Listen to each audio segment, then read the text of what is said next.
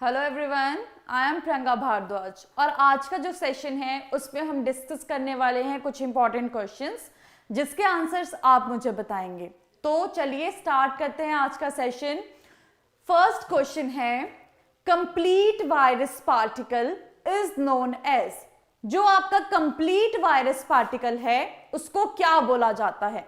Options में दिया गया है विरियन, कैप्सिड, प्रियन और वायरस। तो इन चारों में से आपको बताना है कि कंप्लीट वायरस पार्टिकल को क्या कहा जाता है। ऑप्शन ए है विरियन, ऑप्शन बी है कैप्सिड, ऑप्शन सी है प्रियन और ऑप्शन डी है वायरस। तो चलिए देखते हैं आप में से कितनों को इसका आंसर पता है कि कंप्लीट वायरस पार्टिकल को क्या कहा जाता है। तो थोड़ा सा आपके आंसर्स में चेक कर लेती हूं और उसके बाद में मैं आपको इसका आंसर बताऊंगी कि इसका आंसर क्या है। चलिए वेट करते हैं सबके आंसर्स का कि उनको कितना पता है इसके बारे में कि कंप्लीट वायरस पार्टिकल को क्या कहा जाता है, जिसमें दिया गया है विरियन, कैप्सिड, प्रियन और वायरस। तो इन चारों में से जो करेक्ट आंसर है वो है विरियन।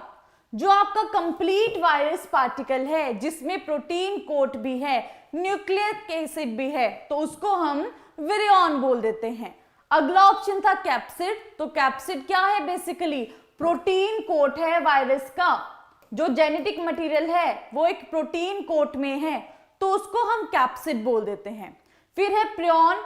प्रियन तो इंफेक्शियस प्रोटीन होती है जो मिसफोल्डेड फॉर्म में है, तो प्रियन तो इसका आंसर नहीं होगा।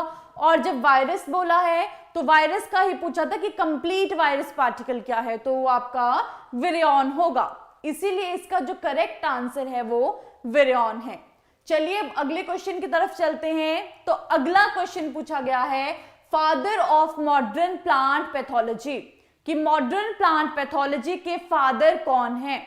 ऑप्शंस में आपके पास है ईजे बटलर, एंटन डे बेरी, ल्यूवेनहोक या फिर प्रीवोस्ट। तो आपको बताना है कि जो मॉडर्न प्लांट पैथोलॉजी है उसके फादर कौन है।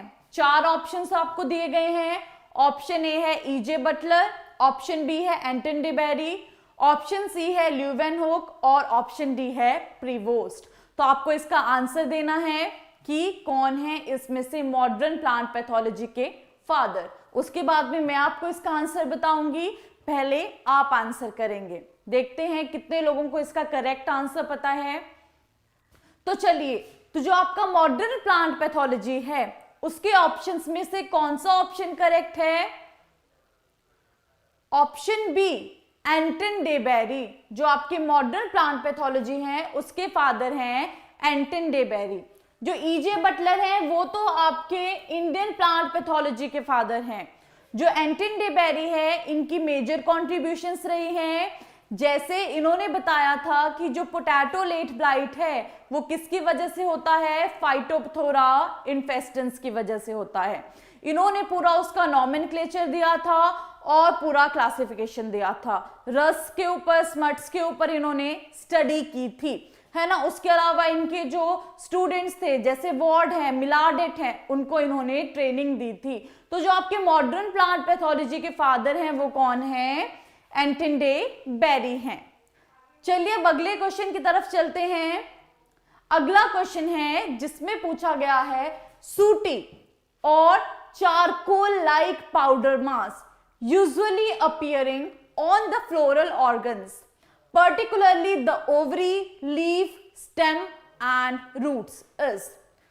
ऑप्शंस में दिया गया है रस्ट, ऑप्शन बी दिया गया है स्मट, ऑप्शन सी है पाउडरी मिल्ड्यू और ऑप्शन डी है सूटी मोल्ड। तो आपको बताना है कि जो आपका चारकोल लाइक पाउडर मास है जो आपका मोस्टली किस पे आता है? फ्लोरल ऑर्गन्स पे आता है, लीफ, स्टेम, ओवरी पे आता है, वो कौन सा है? तो बेसिकली सिम्टम की डेफिनेशन पूछी गई है कि कौन सा इनमें से जो सिम्टम है इसको लाइन को सूट करता है, किसकी डेफिनेशन यहाँ पे बताई गई है। तो चलिए आपके आंसर्स देखते हैं कि आपके क्या क्या आंसर्स हैं इससे रिलेटेड और उसके बाद में इसका करेक्ट आंसर जानते हैं। तो जो आपकी चारकोल लाइक पाउडरी मास है वो ग्रोथ कौन से सिम्टम में आती है? रस्ट में आती है, स्मट में आती है, पाउडरी मिल्ड्यू में आती है या फिर सूटी मोल्ड में आती है। तो जो इसका करेक्ट आंसर है, बहुत सारे बच्चों ने इसका आंसर भी किया है, तो करेक्ट आंसर है स्मट। तो जो आपकी चारकोल लाइक ग्रोथ है वो किस में होती है? स्मट में होती है। रस्ट में तो रस्टी पस्ट्यूल्स बनते हैं, है ना, और जो आपका पाउडरी मिल्ड्यू है उसमें व्हाइट कलर की ग्रोथ बनती है ना, जो सुपरफिशियल है। तो बेसिकली जो इसका करेक्ट आंसर है वो क्या है? स्मट है। नीचे एक और ऑप्शन दिया गया था सूटी मोल्ड, तो सूटी मोल्ड में तो क्या है, जो फंगस की ग्रोथ है वो हनी ड्यू के ऊपर आती है ना, उसकी जो एफिड्स की सिक्रीशंस हैं या फिर व्हाइट फ्लाइज की सिक्रीशन है उनके ऊपर ये ग्रोथ आती है। पर यहाँ पूछा गया था कि चारकोल लाइक ग्रोथ, तो उसका जो करेक्ट आंसर है वो है स्मट। चलिए अगले क्वेश्चन की तरफ चलते हैं। The interaction between host, pathogen and environment. आपको तीन चीजें दी गई हैं, होस्ट, पैथोजन और एनवायरनमेंट। इसके बीच के इंटरेक्शन को क्या कहा जाता है? ऑप्शंस दिए गए हैं, disease triangle, disease tetrahedron, disease pentagon और डिजीज रेक्टेंगल। तो आपको बताना है कि इसका करेक्ट आंसर क्या है। बहुत इजी क्वेश्चन है, इसमें आपको तीन फैक्टर दिए गए हैं और बोला है कि उसकी इंटरेक्शन को क्या कहा जाता है। तो आप मुझे बताएंगे कि इसकी इंटरेक्शन को बेसिकली क्या कहा जाता है। डिजीज ट्रायंगल कहा जाता है, डिजीज टेट्राहेड्रॉन कहा जाता है, डिजीज पेंटागन कहा जाता है या फिर डिजीज रेक्टेंगल कहा जाता है। चलिए आपके आंसर्स भी देख लेते हैं। तो जो इसका करेक्ट आंसर है वो है डिजीज ट्रायंगल। आपको तीन फैक्टर्स दिए गए हैं और यहाँ पे आपको हिंट भी दिया गया था। तो ये क्या है? डिजीज ट्रायंगल है, जिसमें होस्ट, पैथोजन और एनवायरनमेंट की क्या है? इंटरेक्शन है, जो लास्ट में क्या करता है? आपको डिजीज बताता है अगर हम इसको क्वांटिफाई करें। डिजीज टेट्राहेड्रॉन में तो एक और फैक्टर चाहिए था, है ना, फोर्थ फैक्टर भी चाहिए था, जो आपका टाइम या फिर ह्यूमन होता। पेंटागन तो कुछ है नहीं, रेक्टेंगल भी कुछ नहीं है, तो आपका जो करेक्ट आंसर है वो क्या है? Disease triangle. चलिए बहुत अच्छा, अब नेक्स्ट क्वेश्चन पे चलते हैं। If a disease is spreading on continent और global scale, it is known as. ऐसी डिजीज जो पूरे वर्ल्ड में, पूरे कॉन्टिनेंट में या फिर ग्लोबल स्केल पे प्रेवलेंट हो, उसको क्या कहते हैं? फर्स्ट ऑप्शन है पेंडेमिक, सेकंड ऑप्शन है स्पोरेडिक, थर्ड ऑप्शन है एंडेमिक और फोर्थ ऑप्शन है एपिडेमिक। तो आपको बताना है कि ऐसी डिजीज जो पूरे वर्ल्ड में, पूरे कॉन्टिनेंट में या ग्लोबली जो है प्रेवलेंट है, उसको क्या कहा जाता है। थोड़ा सा आपको मैं एक हिंट दे देती हूं, जैसे कि कोरोना वायरस है, कोविड-19 है ना, तो अब आपको पता चल ही गया होगा। चलिए देखते हैं आपके आंसर्स। तो इसका जो करेक्ट आंसर है वो है पेंडेमिक। ऐसी डिजीज जो आपके ग्लोबल स्केल पे है, पूरी कंट्री में है, पूरे वर्ल्ड में है, उसको पेंडेमिक बोलते हैं। कई जगह पे एपिडेमिक हो सकती है और कई जगह पे एंडेमिक हो सकती है। अगला ऑप्शन स्पोरेडिक था, तो स्पोरेडिक क्या होता है? जो कभी कभी आती है, कहीं कहीं आती है, मतलब इरेगुलर इंटरवल्स पे, इरेगुलर लोकेशंस पे आएगी। अगला ऑप्शन एंडेमिक था, तो एंडेमिक का तो मतलब ये होता है कि विच इज प्रेवलेंट टू और confined to a particular area. और लास्ट में था एपिडेमिक, तो जो आपकी एपिडेमिक है, it is prevalent in a large area in a severe form. तो इसका जो करेक्ट आंसर है वो क्या होगा? पेंडेमिक। चलिए अब अगले क्वेश्चन की तरफ चलते हैं। अगला क्वेश्चन है, pathogen requires many years to complete one life cycle.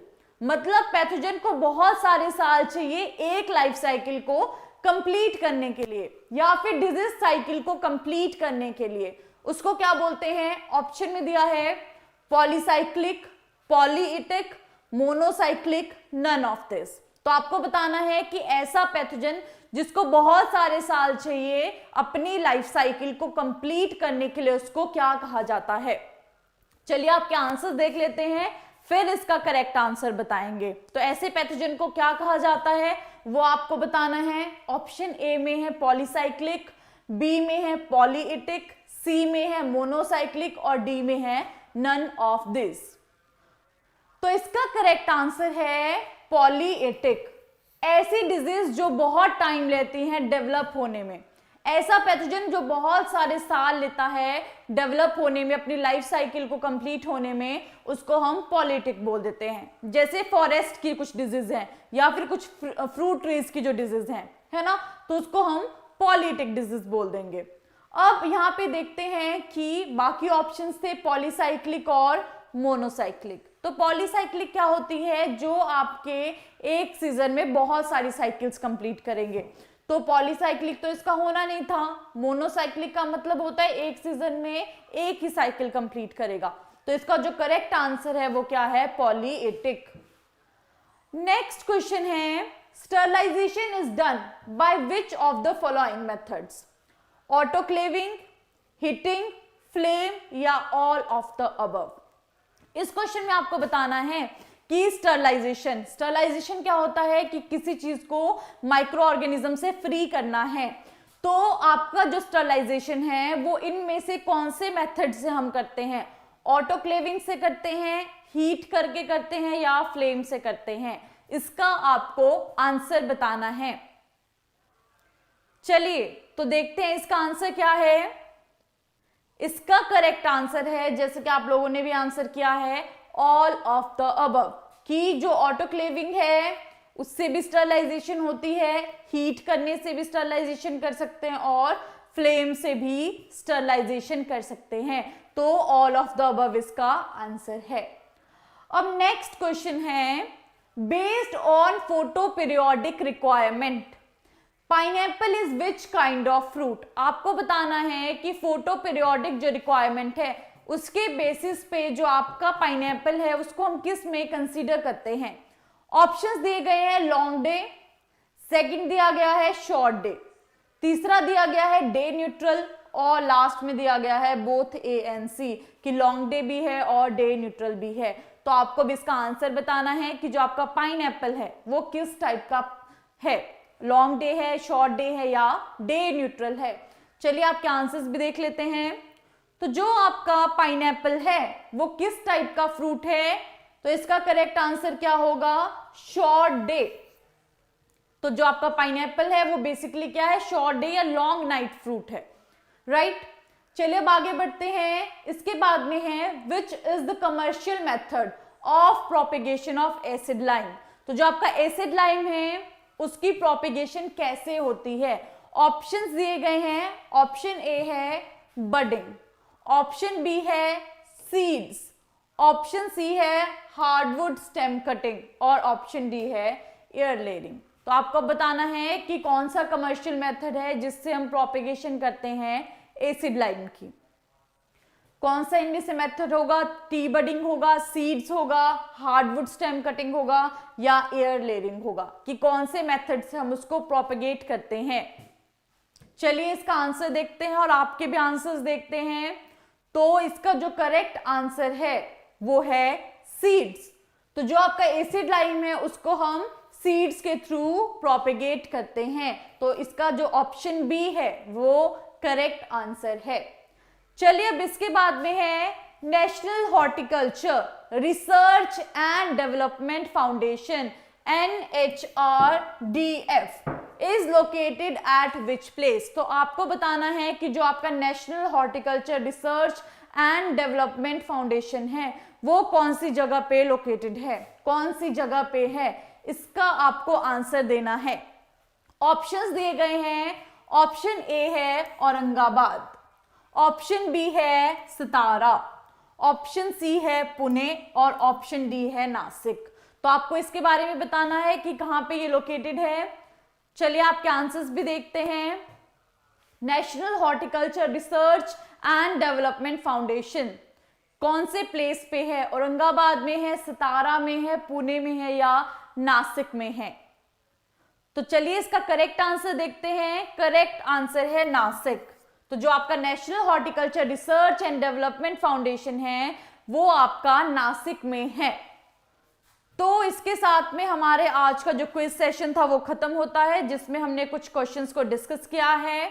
चलिए अब नेक्स्ट टाइम मिलते हैं। Thank you.